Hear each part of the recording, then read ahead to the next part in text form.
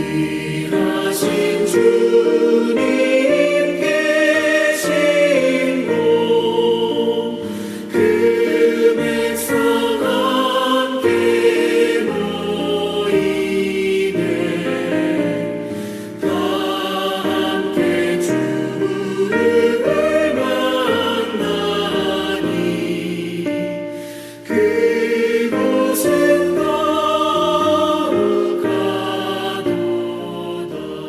예, 여러분 샬롬 샬롬입니다.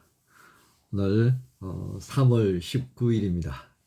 이 시간 함께 나눌 말씀 마가복음 13장 1절부터 13절까지 말씀입니다. 13절까지 우리 같이 말씀 한번 천천히 봉독해 보십시다. 예수께서 성전에서 나가실 때에 제자 중 하나가 이르되 선생님이여 보소서 이 돌들이 어떠하며 이 건물들이 어떠하니까. 예수께서 이르시되 네가 이 큰 건물들을 보느냐. 돌 하나도 돌 위에 남지 않고 다 무너뜨려지리라 하시니라. 예수께서 감람산에서 성전을 마주 대하여 앉으셨을 때에 베드로와 야고보와 요한과 안드레가 조용히 묻되 우리에게 이르소서 어느 때에 이런 일이 있겠사오며 이 모든 일이 이루어지려 할 때에 무슨 징조가 있사오리이까. 예수께서 이르시되 너희가 사람의 미혹을 받지 않도록 주의하라. 많은 사람이 내 이름으로 와서 이르되 내가 그러하여 많은 사람을 미혹하리라. 난리와 난리의 소문을 들을 때에 두려워하지 말라. 이런 일이 있어야 하되 아직 끝은 아니니라. 민족이 민족을 나라가 나라를 대적하여 일어나겠고 곳곳에 지진이 있으며 기근이 있으리니 이는 재난의 시작이니라. 너희는 스스로 조심하라. 사람들이 너희를 공회의에 넘겨주겠고 너희를 회당에서 매질하겠으며 나로 말미암아 너희가 권력자들과 임금들 앞에 서리니 이는 그들에게 증거가 되려 함이라. 또 복음이 먼저 만국에 전파되어야 할 것이니라.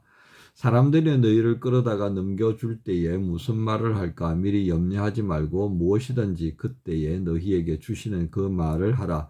말하는 이는 너희가 아니요 성령이시니라. 형제가 형제를 아버지가 자식을 죽는 데에 내주며 자식들이 부모를 대적하여 죽게 하리라. 또 너희가 내 이름으로 말미암아 모든 사람에게 미움을 받을 것이나 끝까지 견디는 자는 구원을 받으리라.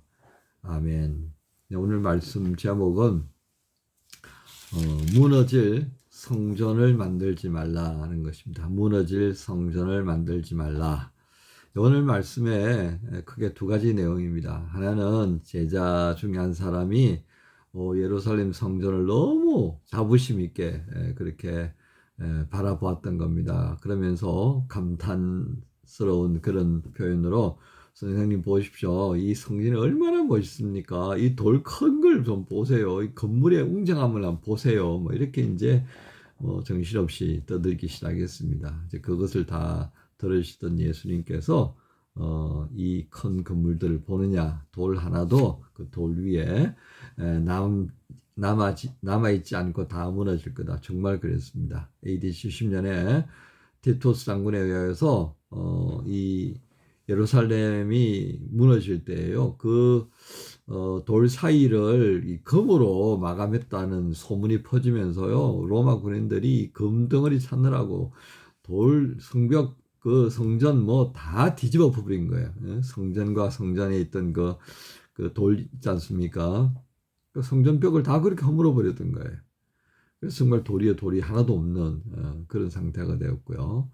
뭐 지금 있는 거는 이제 통곡의 벽이라 그래요. 예루살렘 성의 한 면이 이제 그렇게 남아 있는 정도로만 여러분이 이해하시면 되겠습니다. 자, 오늘 이 성전에 말이죠. 왜 예수님께서 이같이 말씀하셨습니까? 성전은 무엇 때문에 성전이라고 할 수 있습니까? 하나님의 임재였습니다. 출애굽 시대 때 모세에게 하나님께서 성막을 만들라고 하셨어요. 그래서 그곳에 하나님이 임재하시는 것을 증거로 삼습니다. 그래서 구름 기둥과 불 기둥으로 이제 표시를 하셨던 거죠. 그죠?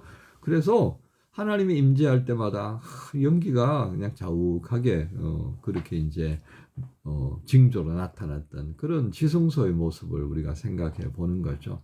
그럼 만약에 하나님께서 임재하지 않으면 그건 뭐예요? 아무것도 아니에요. 그냥 천막인 거예요. 천막.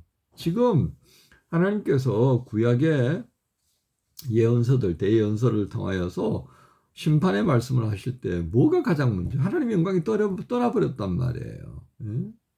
그 기름진 향기가 싫어서 떠나버리신 거예요. 우상 숭배하고 하지 말라는 것만 골고루 갖추어 사는 이스라엘이 정말 보기 싫었던 거예요. 그래서 하나님이 영광을 거두어 버리셨어요. 그리고 바벨론에게 맡겨버리시고 시리아에게 맡겨버렸던 거예요. 그러니까 포로기가 돼버린 거예요.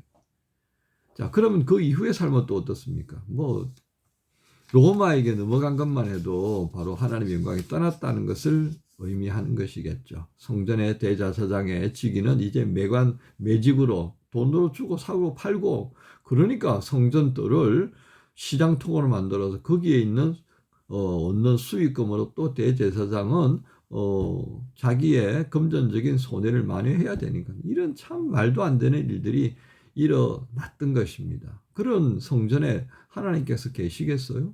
안 계시는 거예요. 그러니까 그거는 그냥 무너지는 건물에 불과하다 하겠습니다. 여러분, 지금의 유럽 교회 그리고 지금의 미국 교회 어떤 형편인지 아시죠? 그죠?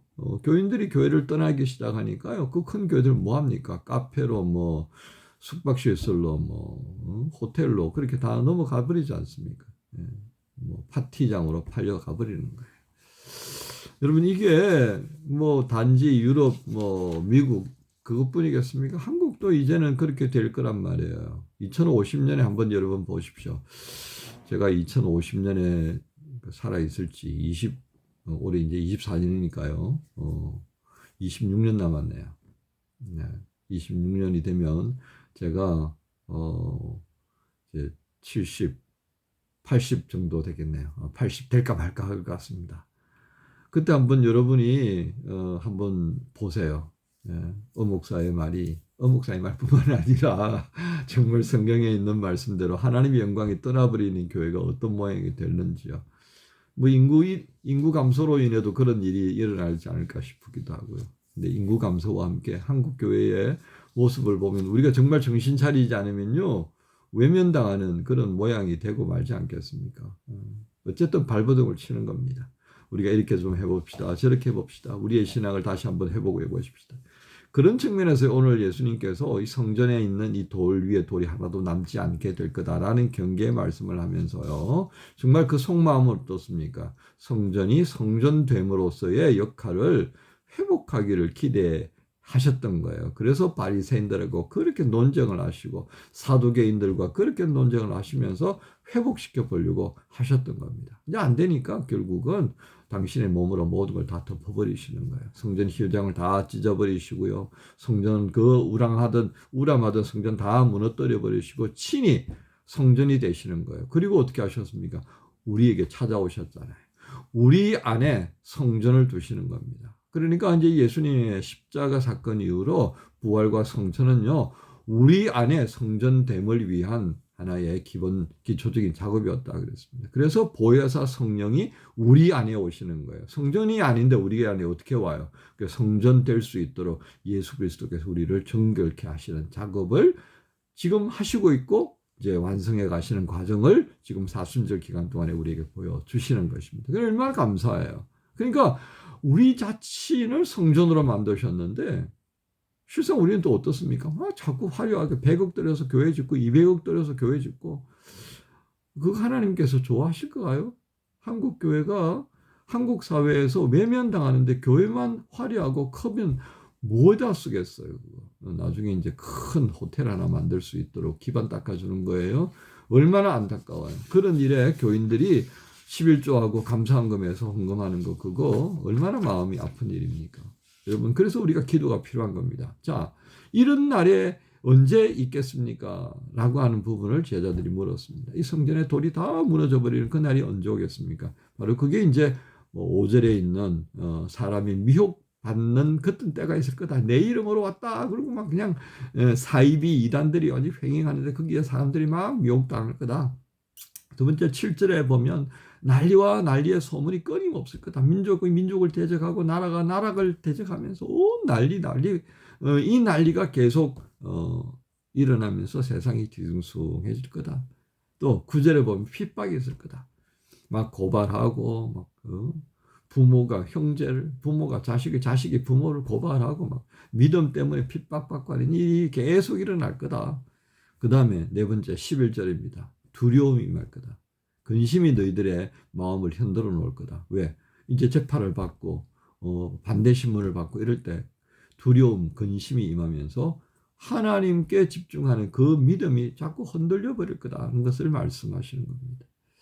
예, 결론 뭐예요? 믿음의 추락입니다. 그런데 주님께서 오늘 13절에 어떤 말씀을 하셨습니까? 여러분 13절 한번 다시 보셔요. 너희가 내 이름으로 말미암아 모든 사람에게 미움을 받게 될 거다. 그렇습니다. 여러분 이 미움 받아본 적이 있으세요? 아이고 지가 뭐 별 거라고 예수 괜히 떠들고 다닌단 말이죠. 할 때마다 기도하자고 그러고 누가 기도할 줄 모르나 그렇게 말할 때도 있을 것입니다.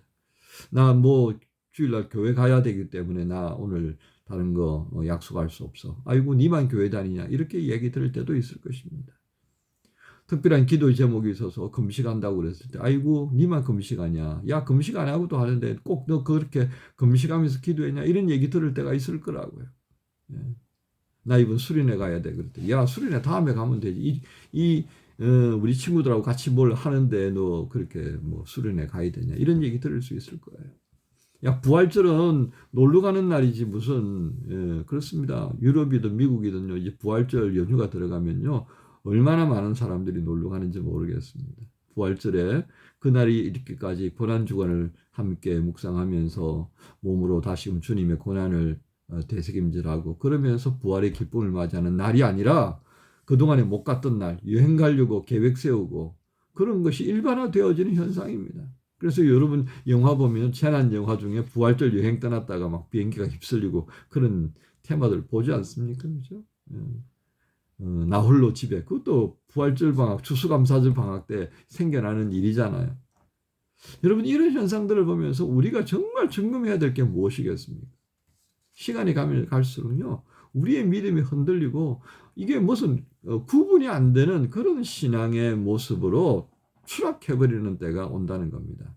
그래서 13절에 뭐라고 그랬습니까? 끝까지 견디는 자는 구원을 얻을 것이다. 끝까지 견디는 자. 이 테마가요. 요한계시록의 7교회를 향하여서 주님께서 말씀하실 때 단골로 마지막 한 교회 한 교회를 말씀하시면서 단골로 마무리하실 때 주시는 말씀이라니까요. 그래서 이기는 자는 이기는 자. 7교회마다 다 이야기하셨다고. 근데 각각의 내용이 다 달라요. 이게 뭘 의미하겠습니까? 우리가 신앙생활하면서요. 사람은 똑같은데요. 삶의 자리에 있어서 엄청나게 많은 일들을 겪는다 그 말이에요. 7가지 이상이 겪을 거예요. 그런데 그 상황들마다 이기는 자는요. 믿음으로 이기는 자는요. 그렇게 약속되어진 복을 받게 될 거다 그 말이죠. 주님께서는 그 하나하나의 삶의 예가 어떻게 이 친구가 어떻게 극복해내고 믿음을 지키느냐를 보고 싶어 하신다 그 뜻입니다. 여러분 이 믿음을 지켜가는 게요. 진짜 성전됨의 모습 아니겠습니까? 아무리 화려한 교회를 다니면 뭐 하겠습니까? 아무리 수백억을 들여서 교회를 지으면 뭐 하겠습니까? 내 안에 성전이 없는데 말이죠. 그 건물은요. 시간이 지나면 무너질 수밖에 없어요. 그런데 내 안에 계시는 성전, 성령님을 모시고 있는 내가 성전 된다는 건 어떤 의미가 있겠습니까? 살아있는 겁니다. 그 살아있는 성전이 머리 되시는 예수님과 연결되어져서요. 유니버셜 처치를 만들고요. 그래서 이 온 세상이 하나님을 영화롭게 하는 예배의 자리가 되고요.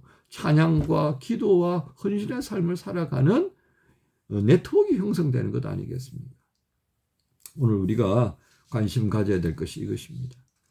무너질 성전에 마음을 두게 되면요. 이런 여러 가지 어려운 부분에 부닥칠 때마다 무너질 수밖에 없어요. 그곳은요. 그냥 우리가 모여서 필요할 때 예배드리는 공간입니다. 그 예배드리는 공간에 왜 수백억씩 집어넣냐 그 말이에요. 해야 될 일이 얼마나 많습니까? 여러분 한번 생각해 보세요. 내가 낸 11조, 내가 낸 감사헌금 그 하나님께 드렸는데 그 돈을 가지고 성전을 지었는데 그 교회가 나중에 100년 후에 무너질 거 생각해 보세요. 얼마나 기가 막힐 일입니까? 6만 명씩 뭐 10만 명씩 60만 명씩 모이면 그거 뭐 하겠어요? 여러분 외형적인 것에 너무 마음을 두지 않았으면 참 좋겠습니다. 그렇다고 또 외형적인 것을 너무 외면해도 안 됩니다. 그래서 우리 지난주에 외형과 내용을 함께 가져가자. 그렇게 말씀했지 않습니까? 오늘 이 공동체의 본질, 교회의 본질을 잊어버리면 결국은 이 화려한 성전 만드는 일에 경주하게 됩니다. 그것이 아니라고 하는 것 다시 한번 말씀해 주시면서요. 본질에 대한 집중하라고 말씀하시는 주님의 마음 또 한번 헤아리시면서 이 화요일 복되게 감당하십시다. 여러분 모두를 우리 주님 예수님의 이름으로 축복합니다. 주님 감사합니다. 오늘도 주께서 우리에게 무너질 성전이 아니라 무너지지 않는 성전의 마음을 두고 또 그렇게 무너질 성전의 때가 언제인가 말씀해 주셨습니다. 시대를 분별하고 우리의 믿음을 끝까지 지켜서 믿음을 지키는 자에게 주시는 복을 누리는 하나님의 자녀로 든든히 서가게 하여 주옵소서. 예수님의 이름으로 기도합니다. 아멘. 선하신